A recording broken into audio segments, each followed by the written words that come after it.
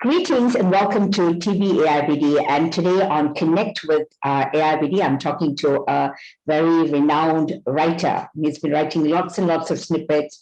Those of you who are Facebook friends with Mr. Tshering Wang Chuk would know what I'm talking about. And without much ado, let me introduce Mr. Tshering Wang Chuk.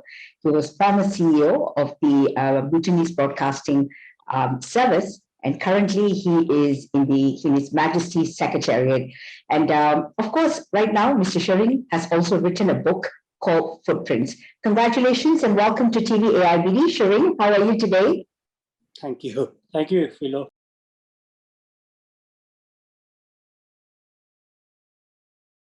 It's really good to have you. And it must be a very cold winter in Bhutan right now.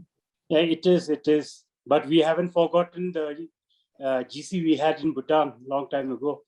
Yes, and we have to thank Mr. Tshering Wang Chuk for the best ever general conference in Power Bhutan. And I think we were commemorating that this year on Facebook. And really seriously, you have shown exemplary leadership and your background is in geography and economics, but you're there in media and now at His Majesty's office. So Tshering, tell me, how did you get into writing a book? You know, it's not easy. I know that lots of people have been saying, sharing your stories that you share, the short snippets that you've shared are really exciting. And you have such a great way of telling a story. So what made you come up with Footprints, Tshering? Actually, after I graduated in 1993, and until 2009, I wrote nothing. For 16 years, I did not actually pick up writing. But then I became the CEO of a newspaper in 2009. And I had a small column at the back of the newspaper. So every week, it used to be a weekly paper. So every week I used to fill that in with within 350 to 400 words of my stories from my youth, memoirs, thoughts and opinions. So that was actually how I started writing. And by the time I left the newspaper, about 3 years later, I had about 75 short pieces already done in my collected in my folder. 75 is a lot. And are we talking that musings or footprints are some of it are from the original writings that you wrote, or are these brand new? These are all brand new.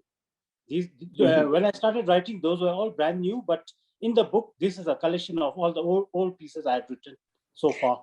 And Tshering, you know, while I'm an ardent fan of yours, having read those short stories in your Facebook during the lockdown, I think you called them the lockdown stories. And, they were so exciting because they not only kept people in Bhutan entertained, but here in Malaysia and a lot of other friends that you have internationally who were really, really taken in. Because the stories are so simple and these are real stories. But tell me about your book, Footprint. So what is it about? You know, is it about your childhood days? Is it about life in Bhutan? Those of us who have just joined us, yeah? So maybe a little bit on the book. Well, yes. As you said, it's more about my childhood. It's about my days in school, my college days, and then after college. And also it contains a lot of short snippets of my own thoughts, opinions, and very short essays. But what I write are mostly just below 400 words. So it just fits in about 2 pages and very easy to read. And I use very simple language so that even a grade 5 or grade 6 student can actually read the book. So these stories are actually covered from my own life, and also these are also stories of people I have come across. So I had observed a lot of incidents as a young boy and also as a man, and I've actually compiled them into a story. So how interesting, you know, you turn 50 and then you write a story, 51 stories, just to be sure. And these stories are talking about, the times when you were young and how Bhutan was like. Bhutan is always known as the land of gross national happiness or land of happiness, dragon land. And some of your stories, you said, is about people, real life people. And some of it are pretty outrageous, you know, the pranks that you pull. Tell me about life in Bhutan then at that time when you were a kid and the inspirations that you have in this story. Well, I was born in 1971, which may not seem too far away for people outside. But for Bhutan, we had our first motor road only in the early 1960s. That was the time when the rest of the world was already watching man orbit the Earth, and there was a transmission already started from the US to Great Britain, and even there were talks of the internet back then. But Bhutan had just opened its doors to the international. I mean, it opened its borders to the foreigners that time, because it ended. We were actually under a very century of self-imposed isolation. So because of that, modernization was very slow to come to Bhutan. So Bhutan must have, at that point, must have been what Malaysia had been maybe about 200 years ago. So that would have been the life that we had led. So this has become very interesting because not only for the people from outside, but even for Bhutanese who were born after the inception of internet and television. They cannot imagine the life we had lived. So I thought these stories will actually give an insight even to the young Bhutanese, not only to the foreign audience, but for the people of my generation and older, it will be like a walk down memory lane. Because after the inception of, the introduction of television and internet, life has changed so much that people, the young Bhutanese cannot imagine that we had gone through those times. So this story most actually, as I passed through the decades, these stories, I found that with the development in Bhutan, even my life was changing, although I was unaware of that. So with the internet, my life changed. With television, my life changed. So these stories will actually tell, it's more like a story of Bhutan, actually. Indeed, it is a story about Bhutan, going down memory lane and how things were back then. And it's interesting because Bhutan is a country that doesn't really open its doors too much, controlled tourism, so to speak. So it must have been really exciting for you back then, to look at the changes that have taken place in your country and putting this into a story. Tshering? Yes. Hey, yes. Actually, when I look back at the times then, I find that a lot of things that were acceptable at that point of time seem unacceptable now. A lot of things that were legal at that point of time are illegal now. So a lot of things have changed over the last 4 decades. You'll find in my story that there are some outrageous, facts which most of the young Bhutanese would think are outrageous. But back then it was acceptable. So Bhutan has actually gone through a tremendous change, and that I think is a key point in the book. Okay, so I think that is something that you're trying to say as a Bhutanese, letting the younger generation know what it was like, and also for people who are out there, who always know Bhutan as a hidden kingdom and a kingdom of very intellectual people with a very intellectual king. So I think this will provide a great insight into life in Bhutan then and now. Tshering, now the thing is, Footprints focuses on 51 stories, which actually talk about your life, and I gather is from the time of your childhood to the time of now. And tell me, how long did you take to write these 51 stories? I would say, actually, like I said in the beginning, I did not think of publishing a book. So these 51 stories were actually written over 10 years, from 2009 till 2019. And actually, I have more stories, but I left some out for the next book because I thought they were not ready. So because of that, I just printed 51 of the stories. And these are like editing, right? So you have to edit these stories, make sure that they sync, make sure that they follow some order, right? And this was your job during the lockdown, I suppose, that we had a long lockdown, and Bhutan was also in a lockdown for a long time. Yes. We actually, the first lockdown was for almost 3 weeks. And the second lockdown in January January and Feb was for actually 40 days. So I had a lot of time at hand. And I also used my Facebook page to entertain people, family, friends, like you said, also friends from outside. And that was the time when people, like a lot of people, my friends, including you urged that I should publish the book. So then I seriously thought about publishing the book. And then I actually have a friend who is an editor So I hired him as my editor, and then I also have a friend who is an illustrator. So she helped me with the illustrations which actually gave more life to the book. So the book is actually in short snippets, but it is filled with a lot of humor, satire, and also people can actually sense unshakable sense of nostalgia in the book, that as if I'm trying to recollect my younger days. TV AIBD, a platform connecting the world virtually, bringing to your screen a plethora of real-time informative content. Everything from the latest trends in immersive technologies, regional media stories, insight from world leaders, and industry intelligentsia, empowering broadcasters worldwide. Connect with TV AIBD now, connecting the world. And as a person who has read your works, Tshering, I must say that most of your stories are actually full of humor. And this is really exciting because you're always able to see the other side of life. I remember this character in your previous writings, your friend who actually ate so much or something like that, so there's real people, real stories, and they're always funny. So I suppose that the present book must be making people laugh as well, recollecting the wonderful moments that you're talking about. Exactly. Actually, a lot of people like the humor that I create in my writing. And they say that my writings are very short. The language is simple, but the sentences are very tight and it's very reader friendly, which even a grade 5 or 6 student can read. So I have been getting a lot of feedback. And actually, for one of the stories, I kept the title that you gave, Truth for a Truth. So that's the title of one of the stories which you gave. So I would say that I like writing short snippets.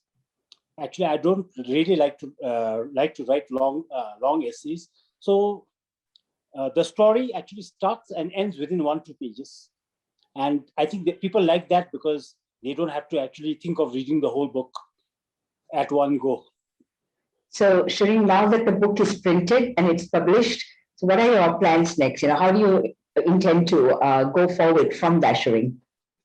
Well, I have hired one Bhutanese company which is taking care of the marketing and sales within Bhutan, and also outside of Bhutan. If people wish to buy, they can actually go on to Facebook and connect to someone called Bhutanese.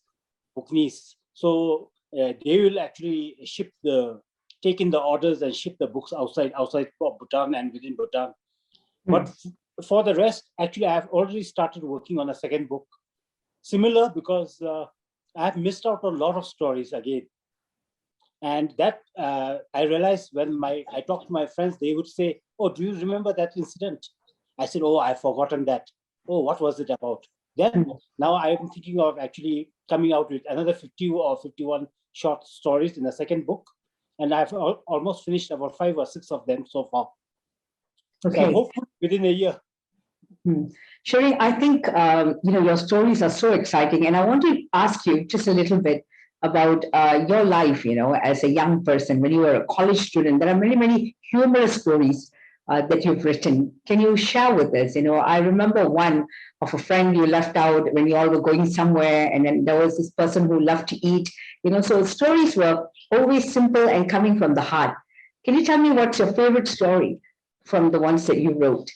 I think I did the best in one story called Thinking Inside the Box, which was when I was in school in grade 7 or 8, and then we had foreign students, so we used to steal their packed lunch because they used to bring very delicious packed lunch to school. So we used to steal the packed lunch from the foreign students. So that I think would be my favorite. But since I was a small kid, I was actually into a lot of things. I used to play every sport. I used to like reading. I used to like hiking. I used to do everything. So I think that actually gave me a lot of experiences from which I could create the stories. And even while in college, I remember that I could never concentrate in the classroom. My mind would always go outside the classroom. I would always be imagining things and thinking of certain things. So actually that I think was the breeding ground for my stories. And yes, and the fact that your country opened up to the rest of the world in the 1950s very slowly, and then see a motor road in 1960s, right? And then looking about things like internet very much later, right? So tell me about the development. How do you, as an author, feel to see all the changes that are rapidly? I mean, I've been to your country in the spring, in the autumn, and in the winter of. I've enjoyed the beauty of Bhutan, and to me, it is an untouched and beautiful paradise. Of course, things are changing because modernization is slowly creeping into Bhutan. As an author and as a Bhutanese, how do you feel towards the development that's taking place in your country? Well, actually, you can't avoid, because you have to be part of the main global mainstream. And one way or the other, now or later, we'll always be influenced by the changes outside the country. But our development philosophy is to take our development forth at a very slow pace and to learn from the mistakes of the other countries. So it was in 1990, only in 1999, that television and internet were actually introduced in the country. And that was the time when His Majesty the Fourth King said, now we are going to go through a very different times, and we are going to introduce the internet and television. And it has both have their negative points and positive points. So we should be careful how we'll use it. And actually, I think that was the wisdom from the throne, because today, when we look at the youth of today, many engaged with their own gadgets, with the internet, with television. Definitely, there is a loss in the culture that we had a long time ago. Example, the Bhutanese family is a joint family system, and we used to sit around a fire during dinner or maybe lunch. But now, most of the young people, they prefer to eat in their own room. They are engaged on their mobile phone or on their iPad. And definitely we are losing I think, very big section of it has a lot of impact on the culture as it is. So definitely we cannot stop it. But I think we are trying a lot. The government is trying a lot of things to actually make sure that we do not lose all of it. But the impact is very heavy actually just now. Yeah. So with the doors opening, I guess that, and with so many neighbors who are actually flourishing and thriving and with digital connection, I think there's no way that Bhutan can remain close in many areas of modernization. But, Tshering, I must say that these stories, these wonderful little snippets that you've written about, of the Himalayan kingdom and the beauty and the wonder of your childhood and boyhood as well, and your experiences of coming to age in an ancient country, with so many beautiful stories. I think that's a way of actually you're documenting history, I must say, Tshering, because this book that you're writing, I feel that this is documenting the heritage, the rich heritage of Bhutan. That's how I would view it as an outsider. Well, I hope so, because actually, if you read the book and look at it as it's not a book of history as such for research or for learning, but when you read those stories, it indirectly tells you of how life had been, exactly like how you said it. But yes, it gives perspective from a different angle, but it's still history. It's still history, because even my children say, "Oh, how could you fish that way in the river?" Yeah. And it's beautiful, right? Because if you've been to Bhutan, for those of you who know Bhutan and the beautiful rivers, one thing that struck me was the clarity of the water, the beauty of nature.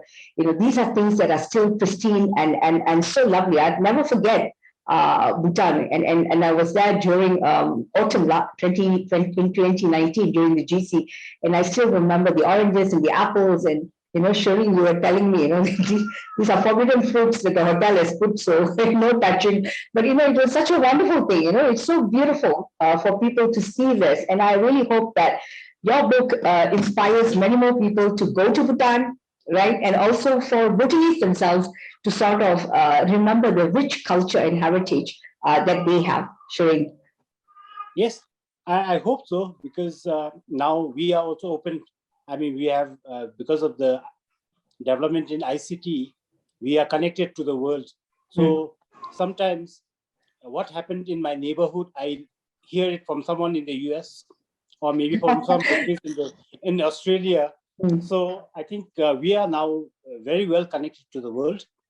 And for those readers, actually, who may be thinking of what this book is all about, I would say it is somewhat like Mark Twain's Tom Sawyer and Huckleberry Finn stories. So, but these are all written without bias. I mean, I've tried to keep the facts as they were. I did not exaggerate the situation as such, but I would say that it is more like pranks and the naughtiness of a bunch of young group of boys. So it is there's a lot of humor in it. Tshering Wang Chuk, I think you're on your way to become the Bhutanese storyteller, especially with your collection of stories, and as a person who has read and as a friend, I think it's seriously wonderful, engaging stories of real life in Bhutan. And for an outsider like me, I always enjoy the past, stories of the past, and these are real stories. I wish you all the luck and all the best, and good luck preserving the history in a very engaging way, the history, the culture, the heritage of Bhutan. Tshering? Thank you, Philo.